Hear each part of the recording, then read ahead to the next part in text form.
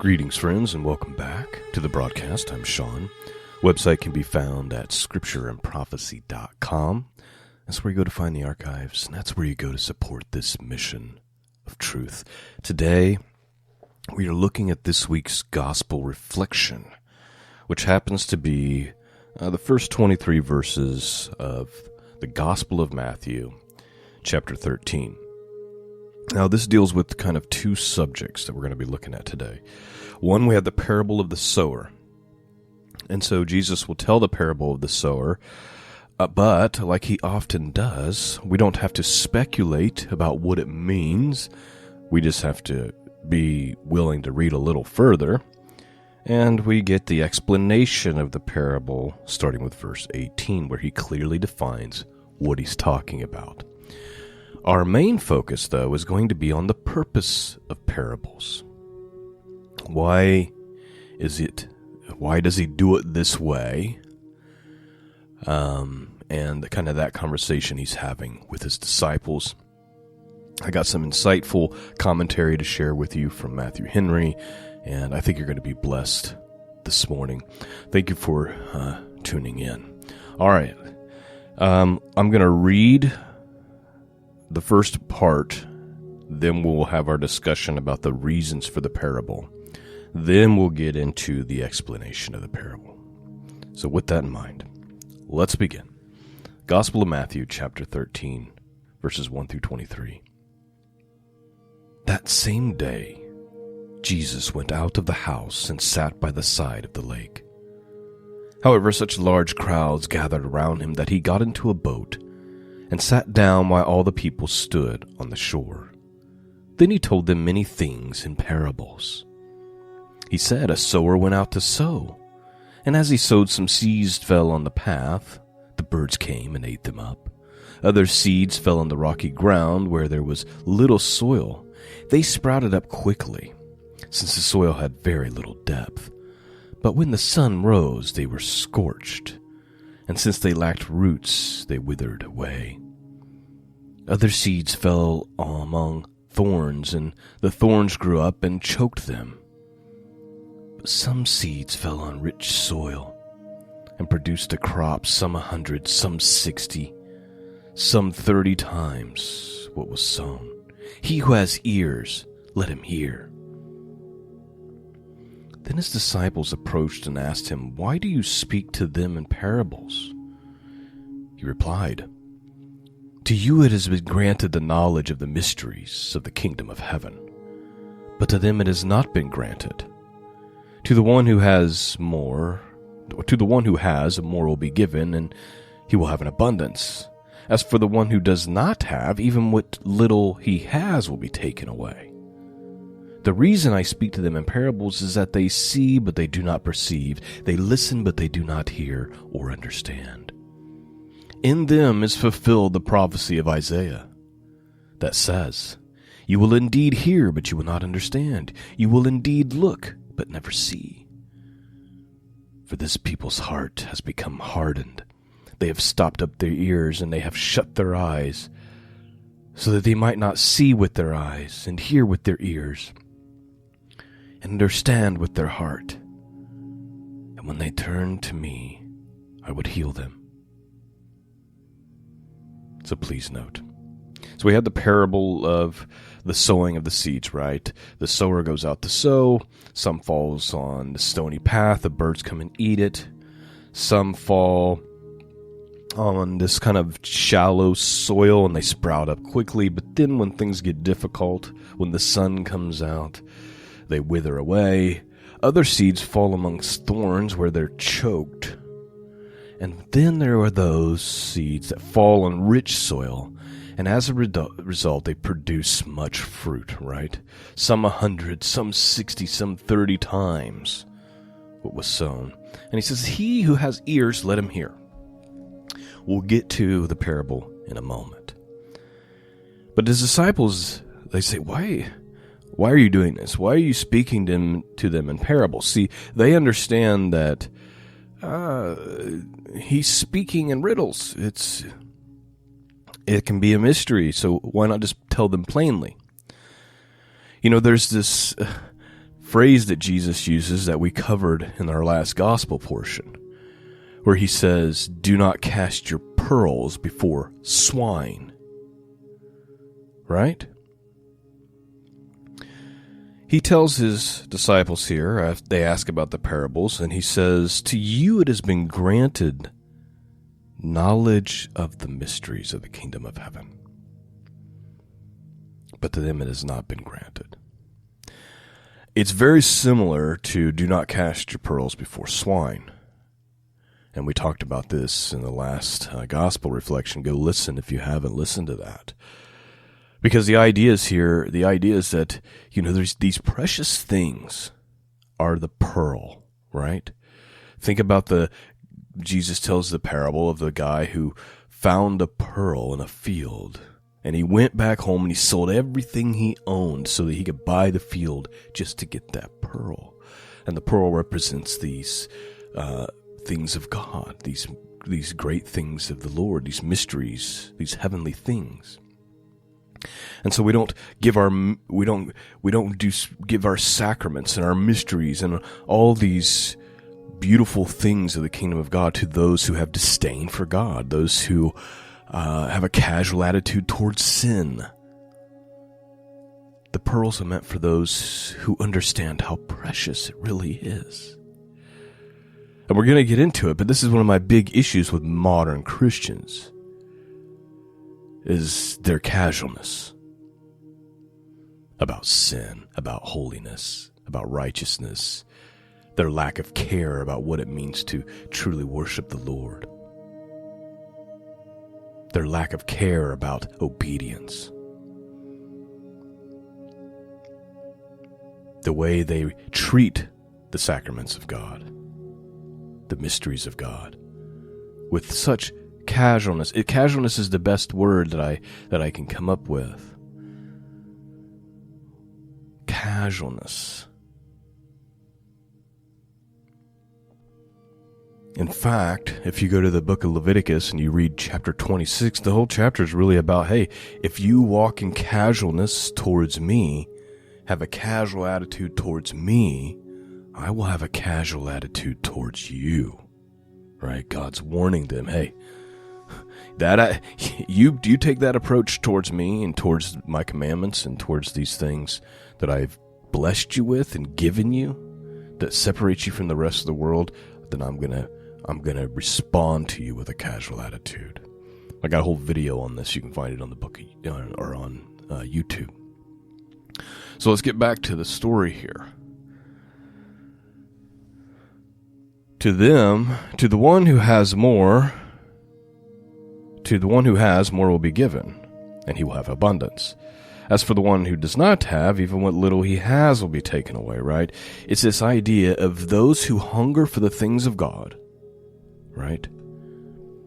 They're seeking wisdom through the scriptures. They're praying. They're taking their faith, this relationship with God, seriously. Those who have will be given even more. Those who have little, which represents those who, again, we just got done they have that casual attitude towards God, right? They just kind of want the little thing on Sunday and make sure it's entertaining, but then Monday through Saturday there's very little thought about God. There's very little attempt to read scripture. There's very little prayer. There's very little movement. There's very little effort being put into the relationship. Even what they have will be taken. That's what he's talking about here. This is hard for Western thinkers because in their mind, anytime we're talking about abundance and then having more abundance, they think about wealth and materials. That this is spiritual. We're talking about spiritual reward here. Even what little they have will be taken away. Again, what we just talked about, what God says in the Leviticus. If you have a casual attitude towards me, I'm going to have one towards you. The little bit that you do have, I'm going to take from you. Matthew Henry says this: Christ taught in parables. Thereby the things of God were made more plain and easy to those who were willing to be taught. and at the same time more difficult and obscure to those who are willingly ignorant. Right there's the whole purpose of the parable. For those who are willing to be taught, who are hungry for these things, the parables make sense. They're easy for you. But it's difficult for those who would rather be ignorant. Here's how people are. They're willfully ignorant about so many things spiritually. And the reason is they don't want to have to change. Well, if I make this decision here, my family might think this. My friends might think this. If I go to this church, I'm going to get some flack from, my people who prefer this type of worship. This type of worship's more entertaining to me. I feel happier in this situation. I really like watching that TV show. I really like listening to this type of music. I really like talking like this and hanging out with these people. Well, guess what? You're going to find the things of God difficult. The parables are going to be difficult because you're willfully ignorant. But to those who want the truth, no matter what it costs, to you, these things have been given.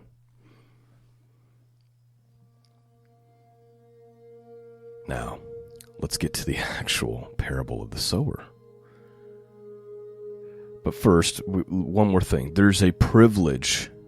Here's the privilege of being a disciple, being one who's, no matter what it costs, I'm willing to be transformed, I'm willing to be teared down, I'm willing to lay down my life and take up my cross and follow you. He says, verse 16, but blessed are your eyes because they see, and your ears because they hear. Amen, I say to you, many prophets and righteous people long to see what you see, but did not see it, and to hear what you hear, but have not heard it. Listen, if you love the things of God,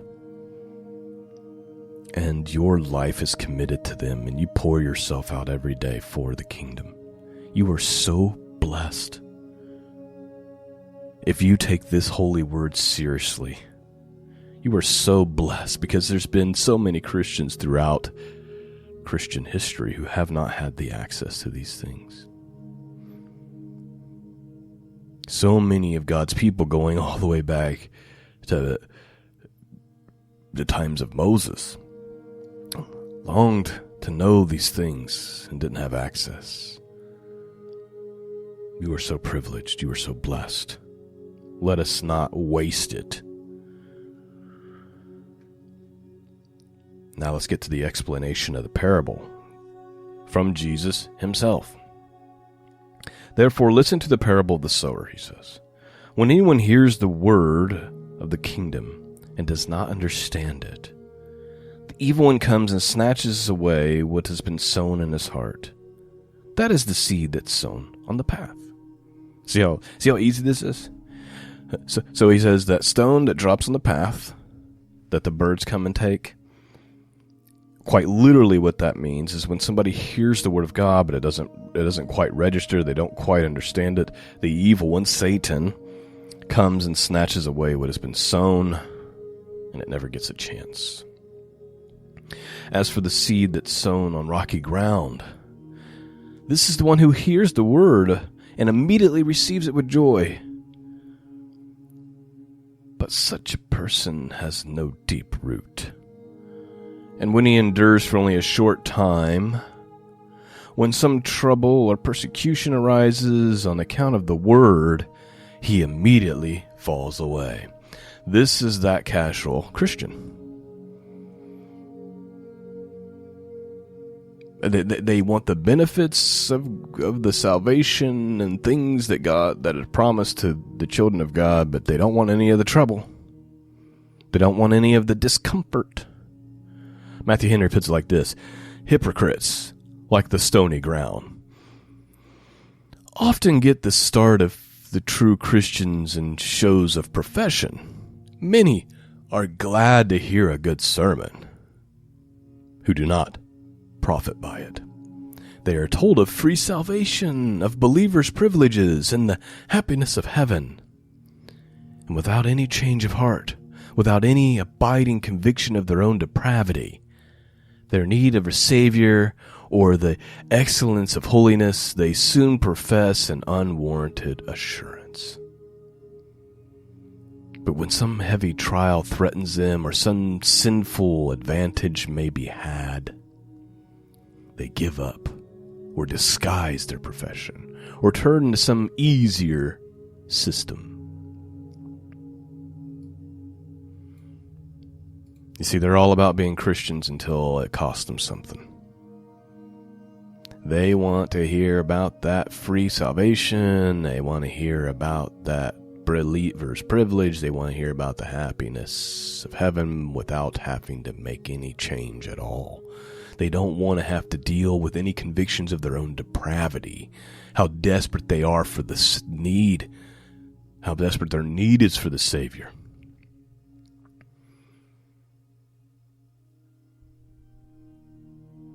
These are just truths. These are just truths. Almost done here. The seed sown among thorns is the one who hears the word, but worldly cares, and the lures of riches choke the word, and it bears no fruit. Right? These are the ones that they hear it, but I actually think they're less worse than the hypocrites, right? The ones who believe, yay, I'm so happy about this. Oh, this is going to cost me something. I'm not so sure now. The worldly ones, they hear it, but they admit to themselves, I can't really leave this stuff over here. These worldly cares are they're more important to me than this message I'm hearing. And so it's immediately choked out, right? Like it never does anything. It's still better than hypocrisy in my mind. At least they were honest. However, the seed sown in rich soil is the one who hears the word and understands it. He indeed bears fruit and yields it 100 or 60 or 30 times what was sown. I pray that everyone hearing my voice this morning has had a seed sown in deep soil, and that your life will produce fruit, and that you'll store up treasures in heaven. I pray you've been blessed this morning. Thank you for taking the time to listen. I'd love to read this little prayer collect, if you don't mind, as we end. Here's what it says. Let your merciful ears, O Lord, be open to the prayers of your humble servants, and that we may receive what we ask, and teach us by your Holy Spirit to ask only those things that are pleasing to you, through Jesus Christ our Lord, who is with you, and the same Spirit lives and reigns forever and ever. Amen. Peace and grace be with all of you, and until next time, God bless.